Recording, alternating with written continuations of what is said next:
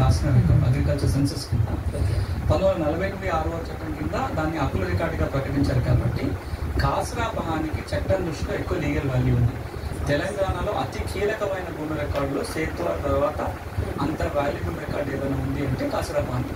ఈ రోజున ఒక వ్యక్తి భూ యజమాని అవునా కాదని చూడాలి అంటే మనకు అత్యంత ప్రాచీన రికార్డు ఉన్నది సేత్వ, అంటే 1910 నుంచి 40 మంది తయారైన రికార్డు.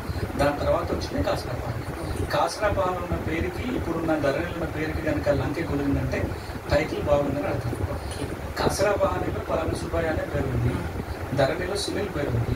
సునీల్కి ఎట్లా వచ్చిందో లింక్ చేసుకుంటూ పోతే సుబ్బయ్య దాకా వెళ్ళగలిగినామంటే టైటిల్ ఫ్లో అంతా బాగున్నట్టు, నీకు హక్కులు చిక్కులు వచ్చే అవకాశం తక్కువ. అట్లా కాకుండా మధ్యలో లింక్ తెగింది అంటే ఇంకెక్కడో టైటిల్ ఇబ్బంది ఉన్నట్టు అర్థం. ఈ రోజున భూమి రికార్డుల ప్రకారం హక్కులను నిర్ధారణ చేయడంలో కాసరా పహాని చాలా కీలకమైన భూమి రికార్డు. సేత్వార్ అనేది సెటిల్మెంట్ రికార్డ్ అంటారు. భూమిని కొలిసి తయారు చేసిన రికార్డులేమో మ్యాప్. భూమి అంటే మనకు మీకు తెలిసిందే, భూములు ఎందుకు కొలిసిన మనం మొదట్లో రాజుల కాలంలో కానీ తర్వాత ఇప్పుడు ప్రజాస్వామ్య ప్రభుత్వాలలో కానీ నిన్న మొన్నటి వరకు భూములను కొలవడానికి, భూమి రికార్డులు మెయింటైన్ చేయడానికి, రెవెన్యూ శాఖను మెయింటైన్ చేయడానికి కారణం ఏంటంటే భూమి పన్ను వసూలు. తెలంగాణ రాష్ట్రంలో కూడా దాదాపు 65-70 వరకు కూడా ప్రభుత్వానికి ఉన్న ఆదాయ వనరులో కీలకమైన ఆదాయ వనరు భూమి పన్ను. ఇప్పుడు వింటే ఆశ్చర్యపోతుంది, భూమి పన్నే లేదు. ఇప్పుడు ఆదాయ వనరులు అంటే ఎక్సైజ్ నుంచి వస్తుంది, రిజిస్ట్రేషన్ నుంచి వస్తుంది, ఇంటి దానికి వస్తుంది. కానీ 60-70 వరకు కూడా పురాతన రాజ్యాల నుంచి నిన్న మొన్న 70 వరకు కూడా రాజ్యాలకి ప్రధానమైన ఆదాయ వనరు భూమి పన్ను. భూమి పన్ను సక్రమంగా వసూలు చేయాలంటే ఆ రాజ్యంలో లేదా ఆ రాష్ట్రంలో ఆ దేశంలో ఎంత భూమి ఉంది, ఎక్కడ ఏ రకమైన భూమి ఉంది అనేది తెలవాలి. అది తెలవాలంటే సర్వే చేయాలి. అట్లా సర్వే చేసిన తయారైన రికార్డులు 2 ఉంటాయి, విలేజ్ మ్యాప్, రెండోది టీపప్.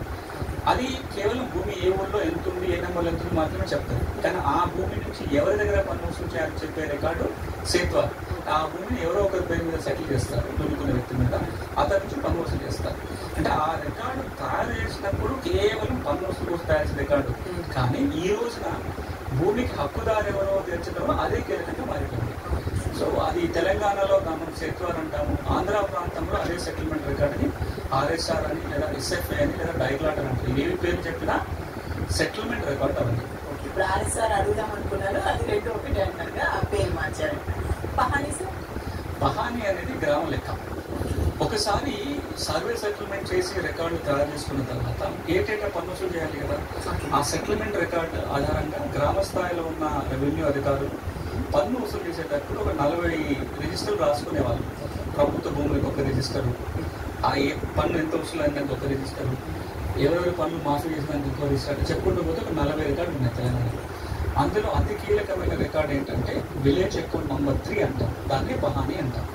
దీన్ని ఆంధ్ర ప్రాంతంలో అడంగల్ అంటాం. మద్రాస్ ప్రెసిడెన్సీలో అడంగల్గా పిలువబడుతుంది. నిజాం పరిపాలనది పహాని. ఈ 2 రికార్డుని 1996లో కంబైన్ చేసి సింగిల్ రిజిస్టర్గా పేరు పెట్టారు. అదే గ్రామ లెక్క నెంబర్ 3. మీరు గ్రామ లెక్క నెంబర్ 3 అన్నా, అడంగల్ అన్నా, పహాని అన్నా, కొన్నిసార్లు మనం అడంగల్ పహాని పిలుస్తాం, 2 కలిపేసి. ఇలా ఏది చెప్పినా గ్రామ స్థాయిలో ప్రతి సంవత్సరం విలేజ్ ఆఫీసర్ రాసే రికార్డు. ఈ రికార్డుకి ప్రాధాన్యత ఎందుకంటే ఈ రికార్డులో ఒక 16 కాలంలో భూమి హక్కులకు సంబంధించిన వివరాలు ఉంటాయి, ఇంకొక 16 కాలమ్స్ ఆ భూమిలో ఎట్లాంటి వర్షం జరుగుతున్న రికార్డు ఉంటాయి. అన్నిటికంటే కీలకంగా ఆ సంవత్సరం ఆ భూమి ఎవరి ఆధీనంలో ఉందని చెప్పే కాలం కూడా ఉంటుంది. పట్టాదారు కాలంలో పట్టాదారు పేరు రాస్తారు, అనుభవదారు కాలంలో ఇప్పుడు ఎవరు సాగు చేసుకుంటారో వాళ్ళ పేరు రాస్తారు. తెలంగాణలో ఇది ఒక పెద్ద వివాదం ఈ రోజు. ఎందుకంటే ధరణి వచ్చేంత వరకు కూడా కొన్ని లక్షల మంది రైతులు, చిన్న రైతులు ముఖ్యంగా 1 ఎకరం, 1 ఎకరం, 2 ఎకరాలు ఉన్నవాళ్ళు వాళ్ళు ఇంకా పట్టాకి ఎక్కలే.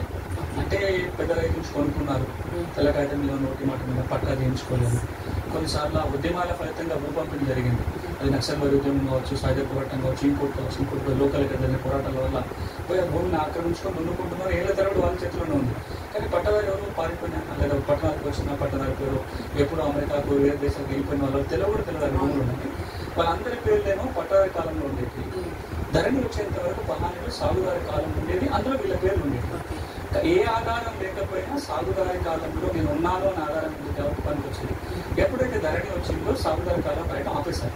వాళ్ళకి ఏ ఆధారం లేకుండా పోయింది. పట్టాకాలం ఉన్నాను పాస్బుక్ వచ్చింది, సాగుదారి కాలం మిగిలిపోయింది, నేను భూమిలో ఉన్నాను, నాకు ఆధారం లేకుండా పోయింది. కాబట్టి ఈ రోజున కింద పెద్ద చర్చ జరుగుతుంది, పహాని మళ్ళీ రాయాలని, మళ్ళీ అందులో సాగుదారి కాలం రాయాలి. ఇంకొకటి మనం దీనికి దీని ప్రాధాన్యత అర్థం చేసుకోవడానికి మీరు ఎప్పుడైనా కోర్టుకు పోయి ఇంజక్షన్ ఆర్డర్ తెచ్చుకోవాలంటే మీ భూమిని కబ్జా చేస్తున్నా ఆక్రమించుకోవడానికి వచ్చినా మీకు చట్టపరంగా మార్గం ఏముంటుంది కోర్టుకు పోయి ఇంజక్షన్ ఆర్డర్ తెచ్చుకోవాలి. అది నా భూమి సునీల్ కబ్జా చేస్తున్నాడు ఆపండి అని చెప్పాలి. ఇంజక్షన్ ఆర్డర్ కోర్టు ఇవ్వాలి. కోర్టు ఇంజక్షన్ ఆర్డర్ ఇచ్చి రెండే రెండు చూస్తారు. ఒకటి ఇప్పుడు ఇంజక్షన్ ఆర్డర్ ఇవ్వకపోతే మీకు నష్టం జరుగుతుందా లేదా, తప్పకుండా నష్టం చూపించుకోవచ్చు.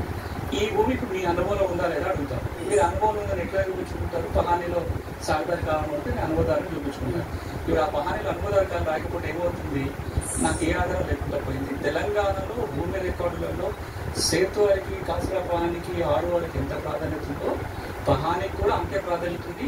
కారణం ఏంటంటే మా కబ్జా కాలం రాస్తాం కాబట్టి. మనకు భూమి రకాలలో ఇది ఒకటి. కేకే అంటే ఖరీజ్ ఖాతా, అంటే ఒక ఖాతాని తొలగింపు.